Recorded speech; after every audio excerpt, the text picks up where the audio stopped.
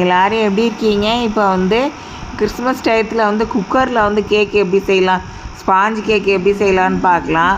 அதுக்கு மைதா மாவு வந்து 2 கப்பு வந்து மெஷரிங் கப்பில் 274 கிராம் வந்து மைதா மாவு.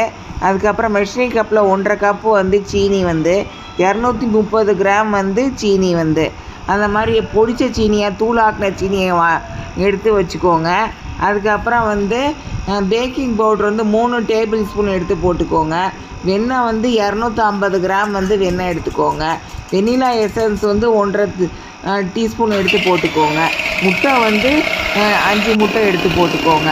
இப்போ வந்து முட்டையை வந்து எடுத்து ஃபஸ்ட்டு ஒரு 5 முட்டையை உடச்சி எடுத்து தனியாக ஒரு சட்டியில் போட்டு நல்லா எக் பீட்டரை வச்சு பீட் பண்ணி எடுத்துக்கோங்க. அதுக்கப்புறம் வந்து வெண்ணெயை வந்து தனியாக ஒரு கிணத்துல வச்சு அதையும் வந்து தனியாக பேக் பண்ணி தனியாக வந்து பீட் பண்ணி எடுத்துக்கோங்க எக் பீட்டரை வச்சு.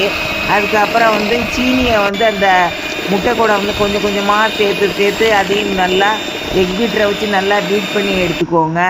இப்போ வந்து மைதா மாவு எடுத்து அதையும் வந்து அந்த பட்டரும் முட்டையும் கூட சேர்த்து அந்த மைதா மாவு வந்து சளிச்சு வச்சுருங்க. முதலே வந்து இந்த பேக்கிங் பவுடர்லாம் போட்டு ஒரு 3 spoon table spoon baking powder போட்டு நல்லா சளிச்சு எடுத்துக்கோங்க. அந்த மாவை எடுத்து இப்போ நல்லா வந்து எக் பீட்டரை வச்சு பீட் பண்ணி எடுத்துக்கோங்க. அதுக்கப்புறம் வந்து நல்லா பீட் பண்ணி எல்லாம் எடுத்துகிட்டு வெண்ணிலா எசன்ஸ் வந்து 1 டீஸ்பூன் எடுத்து 1.5 டீஸ்பூன் எடுத்து ஊற்றிக்கோங்க.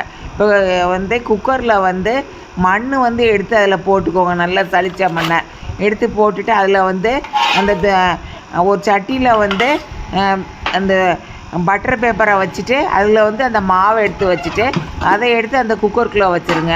குக்கருக்குள்ளே வச்சு கேஸ் ஸ்டவ் ஃப்ளேம் வந்து மீடியத்தில் வச்சுக்கோங்க. வச்சுட்டு வந்து ஆவி வந்தோடனே வெயிட்டை போட்டு அதுக்கப்புறம் ஒரு 20 நிமிஷம் நான் வச்சேன். 20 நிமிஷம் வச்சுட்டு அதுக்கப்புறம் திறந்துட்டு உள்ளே கத்தி மாதிரி ஒன்று எதாவது ஒன்று வச்சு அமுக்கி உள்ளே பார்த்ததில் சரியாக வேகலை. அதுக்கப்புறம் திரும்பி ஒருக்கா வச்சு அதுக்கப்புறம் ஒரு 15 நிமிஷம் வச்சு திரும்பி கத்தி எடுத்து உள்ளே விட்டு அமுக்கி பார்த்தேன். அதில் வந்து நல்லா வெந்துருச்சு.